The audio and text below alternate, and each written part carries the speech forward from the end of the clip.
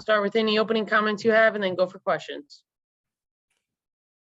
Well, obviously, guys, I took a hard look at the film yesterday from the game at Florida State and took a deep dive into the turnovers. We obviously had 26 of those. I felt like 12 of those turnovers were unforced turnovers, mishandled ball, bad passes, stepped out of bounds, violation, traveling, double dribble. Thought one of the turnovers was definitely a foul that forced a turnover.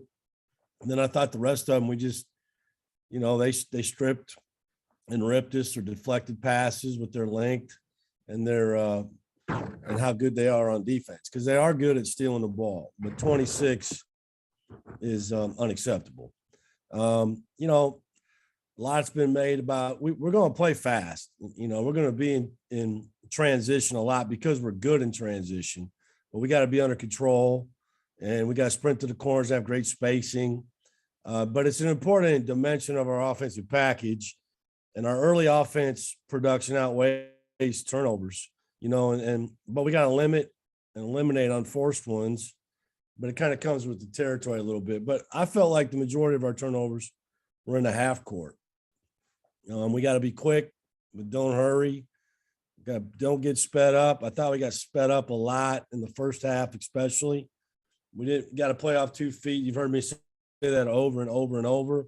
Be strong with the ball. I didn't think we were very strong with the ball. Got to hit singles and not home runs. You don't have to make the great play. And I felt like a majority of our turnovers really were in the half court. I grew up, as you know, I'm a small town Iowa guy. You ever been in a grease pig contest? Anybody in here? Well, I used to be in those. I wasn't very good at them, but this is a portion of the press conference where I call trying to put a lipstick on a grease pig contest. Okay. And the lipstick is that we beat Florida State 2 times and turned the ball over 48 times. Yes, I'll repeat that. We beat them 2 times and turned the ball over 48 times. We scored 68 points on Saturday on the road, in spite of having 26 turnovers and going 8 for 15 from the free throw line. So at the end of the day, we did win the 2 games. So that's the lipstick on the grease pig. Why did we win? Because we played defense. The first time we played them, they shot 24.2% from the field. That is the lowest single game field goal percentage in Coach Hamilton's tenure at Florida State in a single game. And they shot 32% on Saturday. We wanted to keep Florida State out of transition in the half court, which is hard to do when you're turning the ball over. And I thought we did a really darn good job of that. Really, the run that they went on, and the only run they kind of went on in the second half, they did get in transition a little bit. I thought Hadim C defended at an elite level, not good, not outstanding, elite, against the ball screen. As good as any big I probably have ever coached in a game. He put a clinic on how to ice ball screens with great positioning, great feet, and very active hands. He also took 2 charges while he was injured. He didn't practice Thursday or Friday. I thought our guards did a really good job of forcing the ball into the ice versus the 5-man ball screen. We switched 1 through 4 on the DHOs, the blurs, and the ball screen. I thought we were really locked in, connected, and communicated really well defensively the entire game. I want to reiterate what I said after the game, that we didn't allow our problems on offense to dictate how we play defense. A lot of times that's how it goes, man. You're struggling on offense and you go down, you don't play very good defense, and it's over. And we had a really good next play mentality. Jake and Alondis, it's a definite luxury to have 2 players on the court who can get a double-double or flirt with a triple-double, every game. They're both really unselfish. I think they get tremendous enjoyment from passing the ball. And I think you see that because they lead us both in assists. I thought Mucius, Monsanto, and Walton had some big moments. Mucius made a big 3 on a great skip pass from Jake. He had a big-time offensive rebound and put back. Damari made a big 3 in the corner off a great pass from Alondis. And then he had the moment where that moment in the game when you go, no, great pass. No, Great pass. I mean, I was praying that he would slow down when he was going 100 miles an hour, and he dropped a dime off to Dallas. Dallas was plus 18 for the game, and Davian made a big three in the corner. Those were all big plays. Of course, we got NC State this week. Seaborn's a heck of a player, 7th in the league in scoring, can really get to the basket, is athletic, slippery player, can get through tight spaces. Smith is one of the best freshmen in our leagues. I think 4th in the ACC in scoring as a freshman, 4th in steals. Hellam's a good player. He's averaging almost 14 a game. Morcell can shoot it. I think they're really efficient in transition. They're making 9.4 threes per game, 2nd in the ACC. They take good care of the ball. They're 4th in steals, which we'll have to be prepared for, and they're very good at turning defense into offense. So I think for us to win the game, we got to keep them out of transition, be connected on the ball screen coverage, defend the three-point line, and limit live ball, atomic bomb turnovers. With that, I'll open it up for any questions you guys have. Hey, Steve, with just 7 games left in the regular season, does this get to the point where you actually talk with your squad about NCAA tournament prospects, or do you still just completely go game by game? Les, I think right now, game by game, there's enough pressure. There's enough. They're smart guys. I did bring it up at halftime Saturday because I was irate about blowing an opportunity that is going to be important at the end of the year when you start to add these wins and losses up, and you're talking about ACC tournament and you're talking about NCAA tournament. These are big games, I think they understand. I know they understand that part. As far as looking at that stuff, we're so far away, from that I think that it's just not very productive to do that right now. And so I try to insulate them from that. I talk to them a lot, guys, about tightening their circle and blocking out the noise. And, I try to do the same. It's hard, it's hard for a head coach when you're, you got social media going, you got Twitter, all these things, people coming at you in 100 different ways. But I'm pretty good about that, about trying to keep it pretty simple and stay focused on the next game and the next play. Steve, I was curious, you talked a little earlier in the year about Isaiah, and what has he improved on maybe more than anything? I know you mentioned his defense. I mean, and he's not the main guy anymore, but he seems to be okay with that. Yeah, he's just a great teammate. He wants to win. It's no fun to lose, and anybody can be the leading scorer on a bad team.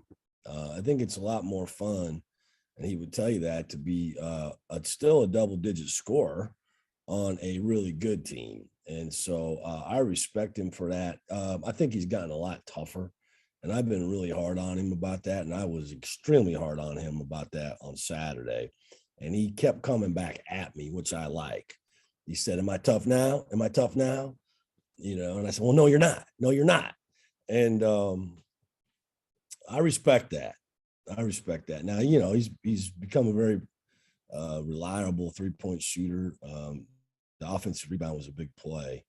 And so he's got great personality. He's always upbeat, never down. And I enjoy being around him, not just on the court, but off the court, which I feel that way about my entire team. I enjoy going to practice I enjoy, like, when we end this, I don't have to do this anymore today, then I can go do what I came here to do and coach my team and, just be around them. They're fun to be around, John. And as any of the coaches say, why Isaiah is still here? I mean, he's been there 4 years. I mean, he seems like he's one of those guys that. Well, I think number one, I think he really wants to get his degree from Wake Forest, which should be the most important damn thing they're here for, and I think that gets lost in the sauce with this one-time transfer stuff, right? Or being able to just kind of come and go as you please. I think that's really, I know it's really, really important. He's got great relationships not just in the basketball program, but on campus. He's respected. And I think he really, honestly, likes our staff. I think he bought in immediately, and from the first few times I talked to him on the phone, he was reading books on leadership during the pandemic. I haven't really talked to too many guys, basketball players that are doing that, when I'm trying to sell them. And I was really recruiting him, right? I was making sure he wanted to come back, and I never had met him. And so he impressed me from day one. He's got great parents. They're wonderful people. And so I'm happy for him. I think he's doing a great job. Steve, on a bit of a housekeeping note, Dallas went out in the first half and came back in the second half. He's good to go. He didn't have anything swell up on him. No, I think he's a little beat up. I don't think he'll probably practice today. But that I'm not concerned that he won't take care of, his business and as far as getting treatment and be ready to play on Wednesday. But, Dallas understands how we play. He understands what we do. I'm not too concerned about him not getting any reps in today. I think it's important for him to get right, and so I'll keep you guys updated on that. But right now, I would say he'd definitely be ready to go on Wednesday, but he's not going to practice today. Kind of in a general sense, how big of a difference is it with guys like him and Alondas who have been in college basketball for as many years as they have, in terms of how well they keep themselves in shape and their recovery methods? Just what's the difference between those guys and the younger guys? Well, they understand the value of it, and they understand that this time of year, how many minutes they're playing, what they need to do to be ready to do that again, each night. And each night it gets harder and harder, and there's still 7 games left. The young guys haven't been through that grind. They're not playing the minutes that these guys are playing either. And so it's something I always talk about after practice when we circle up is, get with Starkey, get with Mark, get your treatment in, get your recovery in, get your sleep. Sleep's really important, and so they got a maturity about themselves, which they should have, about taking care of that. Like Dallas has been down there all day, pretty much. If he's not, doing class, he's been in there, and that's time management, another important deal, when you get older. So then they lead the way with that, and I get a printout every day before 1 o'clock about, the injuries and who's been in, who hasn't been in, who's taking care of their business. And it's something I reinforce with the team every day. Coach, the chemistry of the team is so evident. And I was just wondering if there's a glue guy, a specific player that sticks out after a bad loss or a tough stretch in game who really brings everyone back together. That's a great question. It's kind of, I don't know if it's the same guy every time, but I would say if I had to pick a couple, I would say that would be Isaiah and Dallas. I'd say Musius and Walton are kind of the guys that keep the ship floating, and sometimes I lose my mind too.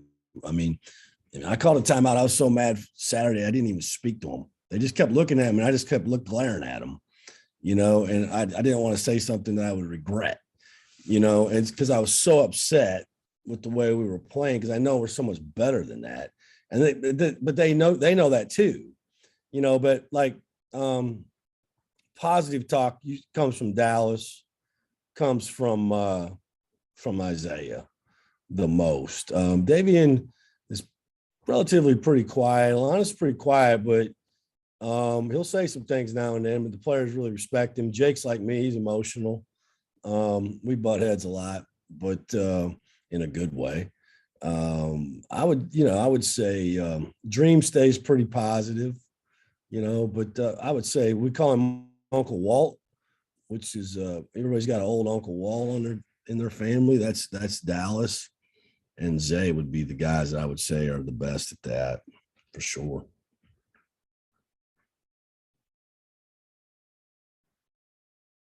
Steve, one thing I wanted to ask you about the turnovers. You're getting so many more possessions, though. Is that something that's obviously a positive? You're not Loyola Marymount, but you guys are getting a lot of possessions. Yeah, that's part of playing fast. You know, you're gonna have some more possessions. Not 26 of them, no, man. I mean, I can't. I'll ask you guys. You ever covered a game where I had 26 turnovers and 26 made baskets and won a game? I mean, come on. No, that's not acceptable. You know, but yeah, it's part of it. That the part that I'm more concerned about is not that. I'm more concerned about turning it over in the half court. That's my biggest issue. I know there's going to be some when you start running and getting going and trying to push the tempo. Okay. It's kind of like the court is kind of like a highway. You know, when you're out in the middle of nowhere, the speed limit's like 75 or whatever it is around here. You know, you're going fast. But once you get to town, you got to slow down. And that's like when you get to the 3-point line on the other side, you got to slow down. And that's when you got to be quick and don't hurry and play at your speed, at your pace, off 2 feet. We just weren't doing that. And then we weren't very strong with the ball. That drives me crazy. You know, the ball was just getting ripped out of our hands. Now, they were flooding to the ball, 2, 3 guys. And we knew that. And so if you do that and play off 2 feet and make the extra pass, what do you get? You get a wild shot. You know, and that's why in the second half, we calmed down, had 8 turnovers and made some threes because we got wide open. And if you remember last year, we went down and got made 14 threes, you know, but we got beat. That's the thing, though. You know, we found a way to win. You know, we didn't do that. We found a way to lose last year, basically. This year, we found a way to win in a game that, you know, maybe wasn't going very good. You know, I kept talking to the score table up there about, man, this is ugly. You know, but, you know, honestly, I've said this before to you guys. It's never as good as you think it is on film. It's never maybe as bad. When I watched it on film, and granted, I knew the score and the outcome, so I understood the turn. I saw the turnovers. Other than that, I was really impressed with the way we played defense. You know, I was so upset on how we were playing offense. I probably didn't really I mean, I knew we were playing good defense, but to watch it on film, we were really good defensively. And you know, we had a couple breakdowns there and there, but for the most part, after the walk-on went and got a double-double in the first 5 minutes, we were pretty good. And I congratulated him. I don't remember his name, number 30, after the game. He told me he was from Mandeville, Louisiana. I told him I'd come down there and eat some crawfish with him. He was good. He did a good job, but we finally shut him off on the glass, and that hurt him. Is that maturity also, Steve, where you can have a game where you commit 26 turnovers and the defense remains that strong? Yeah, you know, I think it's an example of the defense catching up to the offense. You know, early on, we were a really good offensive team. But if you look at the numbers, and just when I look at stats, guys, I don't look at the stats cumulative anymore. I just look at the conference. I mean, we're leading the league in defensive field goal percentage, you know, and we're probably in the top 3 or 4 in 3-point defensive field goal percentage. So those are good numbers. And so, yes, you know, I think we got a lot of stops when we beat Virginia on the road too, if I remember right. Now, you can't have a bunch of games like that. And I told him after the game, I said, okay, man, we did it. We got 26 turnovers. We got out of the win. We can't keep doing that, you know. So, and they know it, but you got to do it, you know, and maybe we'll correct a couple of those problems today in practice. We'll see. We'll see. Steve, your team has ended a few road streaks already this season, and seem to be playing pretty good ball aside from the turnovers. On the road, you face an NC State team that Wake hasn't had a whole lot of success against in Raleigh. Is there anything about your team that enables them to play mostly up to their potential on the road, greater than what Wake Forest fans have seen in the past? I just don't think we talk about it. We just play the way we play. You know, I learned that a lot from Bruce Pearl, you know, about how we are who we are. This is how we play. We're going to play this way at home. We're going to play this way on the road. There's a lot of coaches that try to get conservative on the road or do different things. I'm not one of those guys. We're going to play with our hair on fire, you know, and we're going to let it go and then play with confidence. And I think that's a lot of it is just playing with confidence and giving them confidence. And so I don't think it's going to matter, you know, where we play. I think it's going to be that's how we're going to play. Now, we're going to play smart. I don't know, you know, the hard, smart together thing, you know, sometimes it's all 3 and sometimes it's just 2, but we need 3 on the road. I tell them that all the time. Now, to share the ball, that's number two. Unfortunately, we shared the ball a lot with Florida State. When I said share the ball, I meant share with your teammates, not with the other team. And so I think they confused our identity piece before we went out to Florida State. Hey, streaks are made to be what? They're made to be broken, right? Or if you like the streak you're on, then keep it going. And so I think the most important thing to do right now is just to win. Just keep winning. And then that shuts everybody up. You know what I mean? And whoever that is that says whatever about your program or, just keep winning. And that's the best remedy for all this thing, in my opinion. Speaking of Bruce Pearl, have you had a chance to talk to him at all this year? I know you get pretty busy within the schedule, and I'm sure he's busy, but have you talked to him at all? I texted him the other day. He did that. What do you call that thing? That Karate Kid deal? The crow? I don't know. He went into some pose, right? And I texted him. I said, listen, man, I'm really concerned about your ACL. You're not as young as you used to be. And I think there's a very good chance you could have tore your ACL doing that. But then he got this new contract, so I guess he could afford a couple new knees. I just texted him, congrats. Hey, the man has taken 2 football schools to number 1 in the country. Tennessee, I was there for that one. Shea, Brooks, and then Auburn. Unbelievable. I think what happens with coaches, a lot of times you get caught up in some of the antics and the fun that he's having. The man is an unbelievable basketball coach. But I told him this on the text, and I don't mind sharing with you. The biggest thing I learned from Coach was to have fun with what you're doing. Okay. And it is ultimately about the players, the fans, and the students. And he's really good at that and connecting. And I tried to be that in my own personality. I'm not taking my shirt off because I don't want to lose fans. I want to gain fans. That's just him. That's not me. But I learned a lot from him, and I'm happy for him. I mean, they got a really good team and deserved of their ranking. Anything else for Coach? Yeah, I wanted to just jump in on the turnover aspect, something you're going to try to address at practice.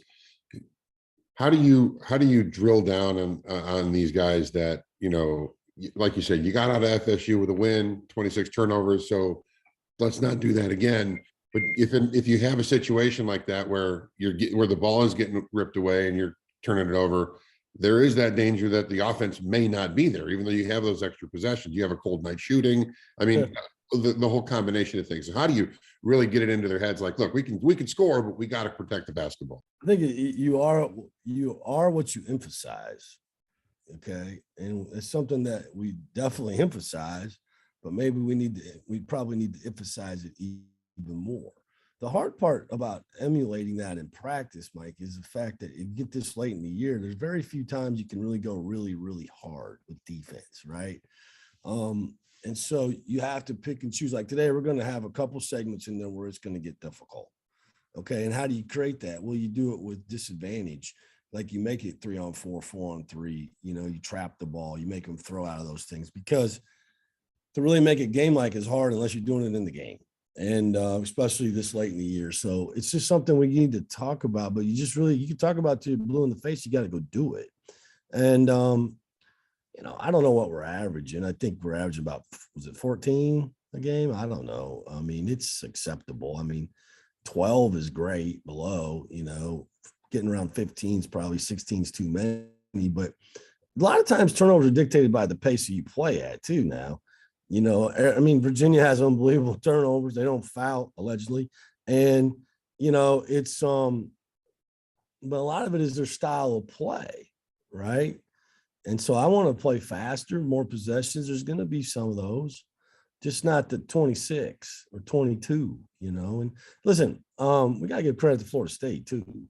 I mean, they're good at that. That's their deal, but hopefully it'll help us, moving forward for sure.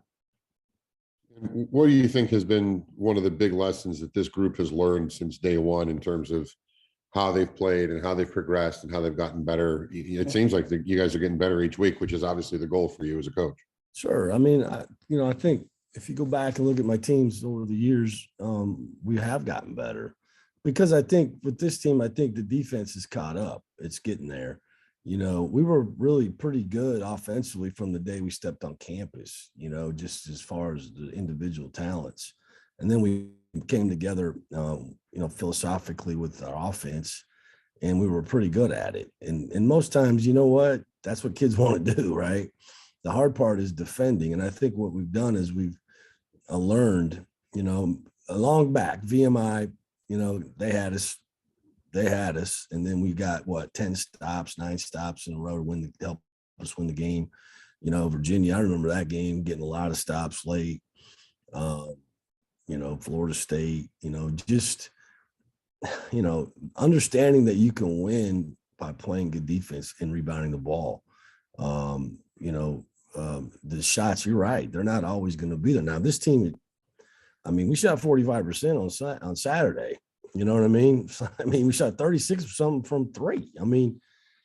We didn't shoot free throws well, and we're about 73, 74 for the year. So, yeah, I would tell you that probably that. And I think we're rebounding. I know it doesn't seem like it, but we're rebounding the ball even a little bit better than what I thought we would, just for the way we rebounded it early. We weren't just very good at it, but we're starting to get a little bit better at that too. And I think that'll pay off as we move, into February and March. And you want to play meaningful games in March. That's what it's all about, and so that's where we're headed, hopefully. Anything else? All right. Looks like that'll do it today. All right. Thank you. I'm going to do Thanks, my job Coach. now. See you.